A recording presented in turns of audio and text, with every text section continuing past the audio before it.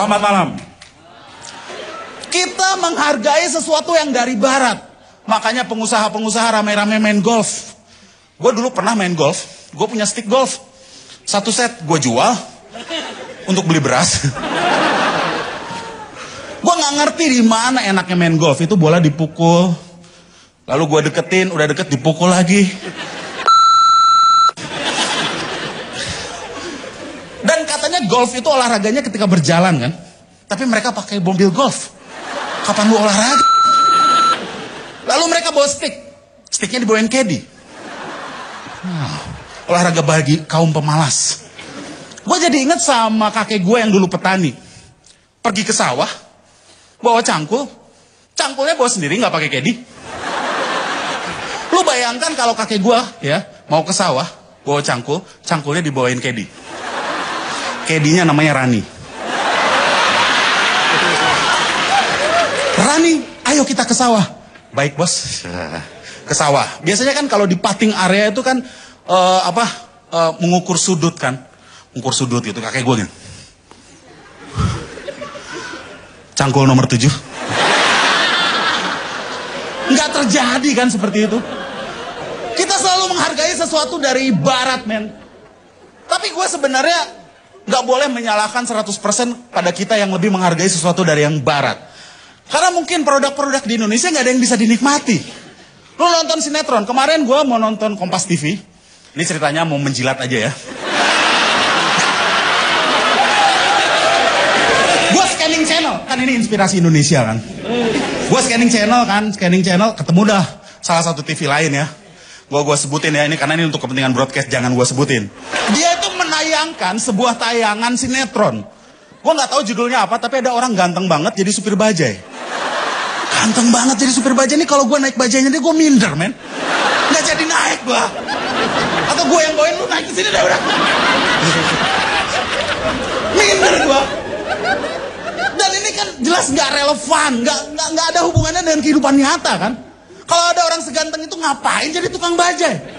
Dia nggak tahu profesi yang lain apa? Kan bisa jadi pemain sinetron, bisa meranin tukang bajai.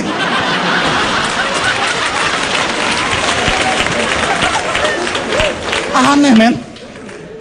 Dan kita dituntut untuk menyukai produk-produk dalam negeri. Cintailah produk-produk dalam negeri. Perbaiki dulu dong mutu produknya. Cintailah film-film Indonesia. Tapi filmnya jangan pocong semua.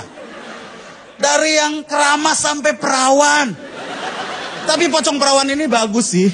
Dia akan lulus tes masuk sekolah.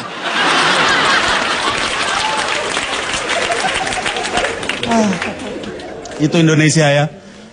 Bicara kebahagiaan, sebenarnya faktor utama kebahagiaan kita jangan munafik lah. Adalah faktor ekonomi. Dan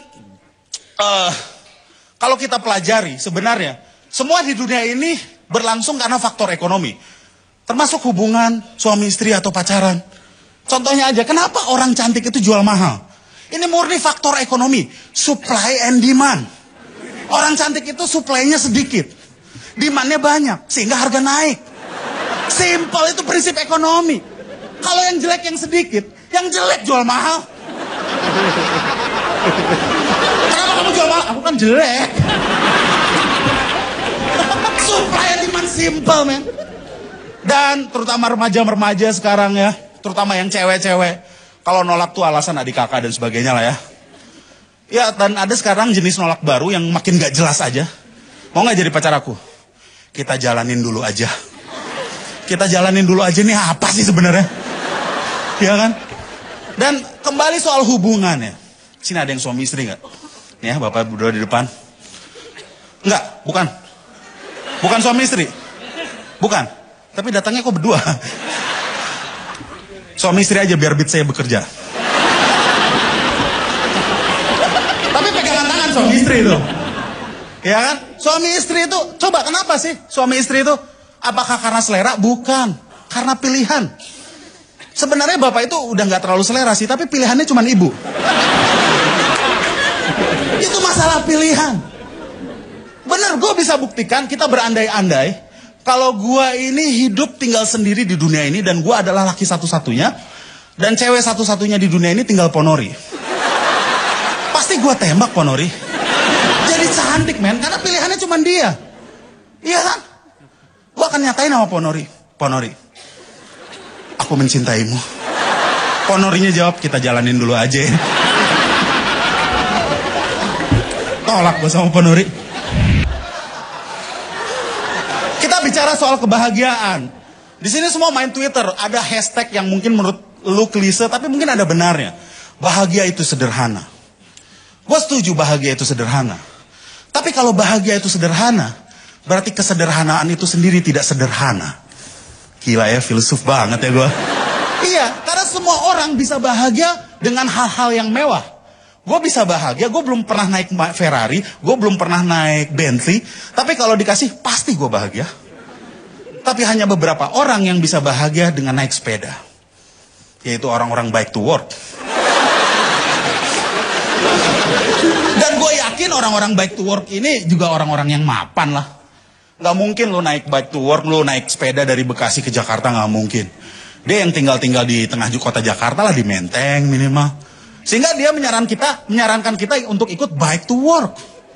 Dia sendiri sebenarnya sudah mampu beli mobil, sudah mampu. Lalu kita disuruh naik sepeda bike to work. Sebentar dulu. Kredit gue baru di approve ini. Gue belum saatnya menuju level itu. Enak aja kan. Faktor ekonomi salah satunya bisa dicapai dengan pendidikan yang baik. Tapi pendidikan di Indonesia ini memang ya nggak merata lah ya. Terutama gue tuh mau singgung pendidikan anak. Anak-anak kita itu diajarin terlalu cepat ya, bahasa Inggris. Ya, anak-anak kecil umur 3 tahun tidak perlu berbahasa Inggris di Indonesia, kecuali dia tinggal di Inggris ya. Tidak perlu men. Dan apakah mereka sudah butuh bahasa Inggris? Tidak, itu untuk kita tonton. Untuk jadi bahan punya, keren bisa bahasa Inggris. Apakah dia butuh? Enggak. Itu hanya sirkus anak. Jadi mereka itu bahan sirkus kita, untuk memuaskan kita. Mereka nggak perlu. Mereka nggak perlu pelajaran bahasa Inggris dalam 3 tahun, nggak perlu. Dan seperti sirkus yang lain, gue pernah punya teman seorang pemain sirkus, dalam kehidupan nyata, dia jalannya biasa. Nggak salto-salto. Lu kenapa salto? Gue pemain sirkus, men. Ada pendapat-pendapat yang salah juga soal pendidikan. Katanya, jangan ngomongin orang yang sudah meninggal. Menurut gue harus ngomongin orang yang sudah meninggal. Karena kalau kita tidak bisa ngomongin orang yang sudah meninggal, kita tidak bisa belajar sejarah. Soeharto, Soekarno semua udah meninggal. Gajah Mada sudah meninggal. Gue gak bisa ditanya dong sama guru gue, saya menjelaskan tentang Gajah Mada. Ibu jangan ngomongin orang sudah meninggal dong. Gak bagus. Soeharto udah meninggal juga. Ya kita harus ngomongin orang yang udah meninggal. Dan pendidikan kita tuh nggak tahu kiblatnya kemana. Karena pendidikan terbaik salah satunya adalah di Finlandia. Itu katanya nggak ada PR. Hampir tidak ada PR. Anak gua sekolah di BPK Penabur. Banyak PR-nya. Mau gua keluarin sayang udah bayar uang muka. Ya udah nggak apa-apa ya, sabarin ya nak. Ternyata pendidikan di Finlandia nggak ada PR. Dan bisa menghasilkan pembalap-pembalap yang hebat. Bisa menghasilkan dulu ya produk jadi leader di telekomunikasi. Padahal nggak ada PR. Mika Hakkinen, Kimi Räikkönen, semuanya dari Finlandia. Kenapa mereka bisa juara F1? Karena nyetirnya fokus nggak mikirin PR. Sama-sama buat ini.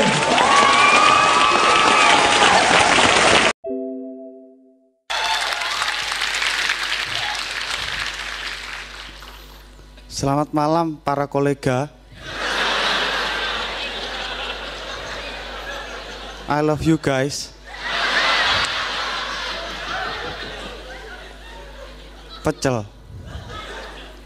Kalau saya memiliki warung pecel, saya akan membuai pelanggan saya yang datang biar kerasan dengan alunan biola klasik.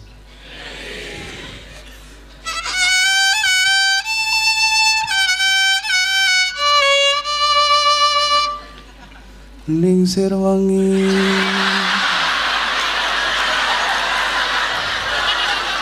sliramu tumeke sirno. Gimana, sudah ada yang kesurupan?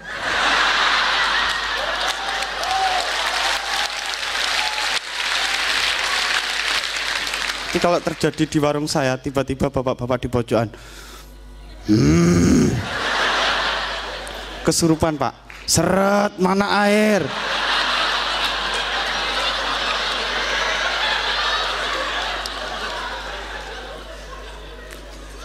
Iringan musik saat makan itu menunjukkan Anda makan di mana dan sedang makan apa. Ya, di restoran Indonesia yang bergaya barat itu iringan musiknya seperti ini.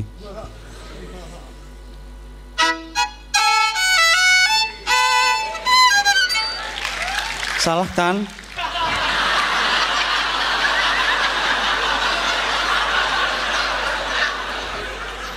Gitu. Kalau warung pecel di pinggir jalan, iringannya jadi gini. Ku simpan rindu di hati, betapa kau ku cinta. Hanya padamu aku kau jaga, kau selalu ku cinta. Jos.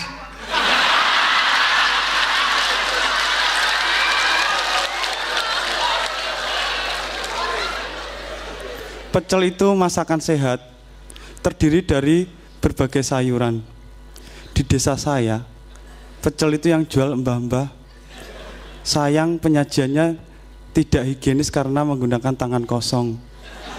Ya jadi begini, ini lalapnya, ini taugenya. Nggak apa-apa, mbah cuma TBC. Saya Dodit Mayanto, terima kasih.